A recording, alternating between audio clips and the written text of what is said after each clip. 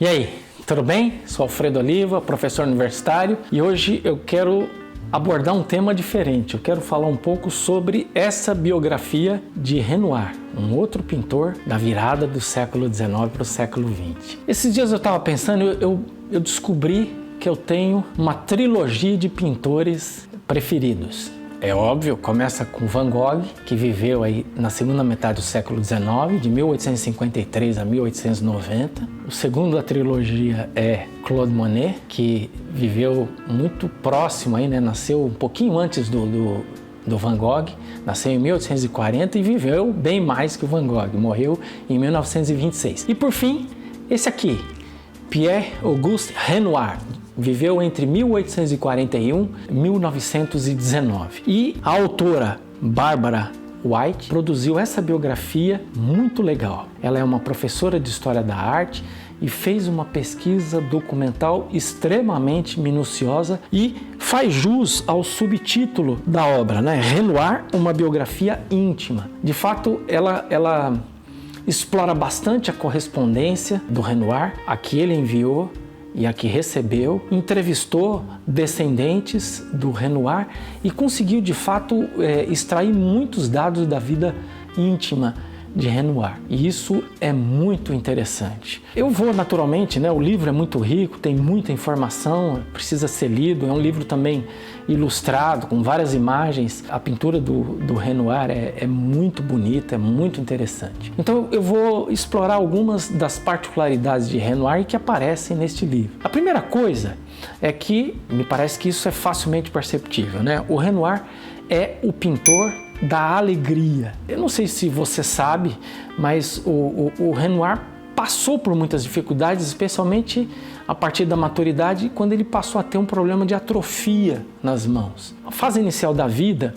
ele enfrentou muitas dificuldades porque era filho de artesãos. Vamos dizer assim, o Van Gogh e o Monet eram de famílias de classe média. O Renoir era de uma família de classe baixa, de operários. Foi muito ajudado por outros pintores, por muitas pessoas, e a primeira parte da vida, até atingir a maturidade, ele enfrentou muita dificuldade financeira. E a segunda metade da vida, quando ele passou a superar as dificuldades financeiras, ele começou a ter muita dificuldade em relação à sua própria saúde e experimentou um problema severo de atrofia nas mãos que fazia com que ele tivesse muita dificuldade para pintar. A despeito disso, ele continuou pintando até o fim da vida, sempre fez questão de retratar temas alegres. Você vai ver, por exemplo, que a paleta dele é uma paleta extremamente cheia de cores vivas, cores alegres. Os temas também são temas inspiradores. É como se isso fosse o alter ego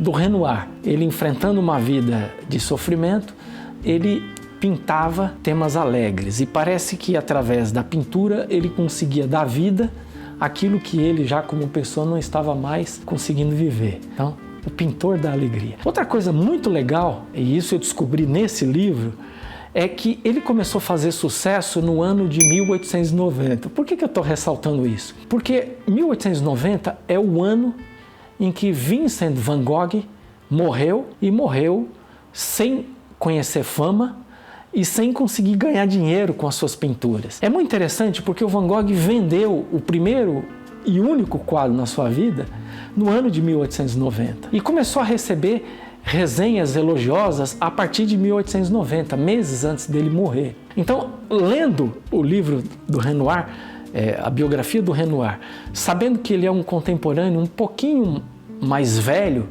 que o Van Gogh e viveu vários anos após o Van Gogh, me deixou a impressão de que se o Van Gogh tivesse vivido pelo menos mais 10 anos, teria conhecido reconhecimento e provavelmente riqueza. Isso porque o Renoir começou a ser reconhecido e começou a ganhar dinheiro a partir de 1890 e morreu em 1919 muito rico, com uma reputação, com reconhecimento internacional, nacional e internacional, como pintor, vendendo muito.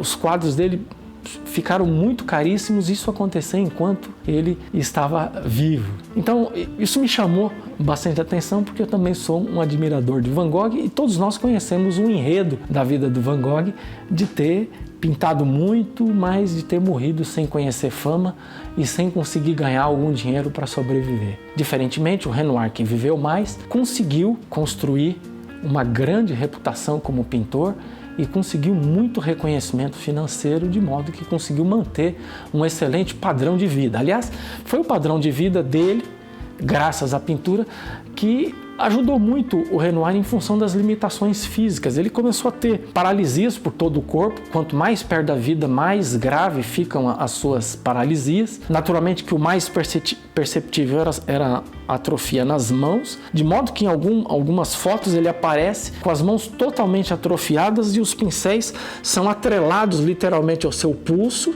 amarrados no pulso, e ainda assim ele continua pintando. Ele não consegue naturalmente fazer tantos detalhes, aquilo que exigia muito da sua coordenação motora fina, mas ele continuou pintando muito bem, continuou pintando temas muito legais e pintou até exatamente ao dia em que ele morreu. A atrofia se espalhava por todo o corpo, de modo que ele era conduzido por cuidadoras e cuidadores dele, era literalmente levado em cadeiras de madeira ou cadeiras de roda. Ele era levado por essas pessoas, por exemplo, ele gostava muito de pintar ao ar livre, era carregado literalmente por essas pessoas que eram pagas exatamente para estarem ali cuidando dele. Então, a riqueza dele, conquistada a partir da segunda metade da vida, contribuiu muito para que ele pudesse ter condições de, a despeito de estar muito doente, continuar pintando até o fim da vida. Vale muito a pena ver as pinturas do Renoir. Há um museu muito interessante onde tem muitas pinturas de Renoir, que é o Museu de Longerie,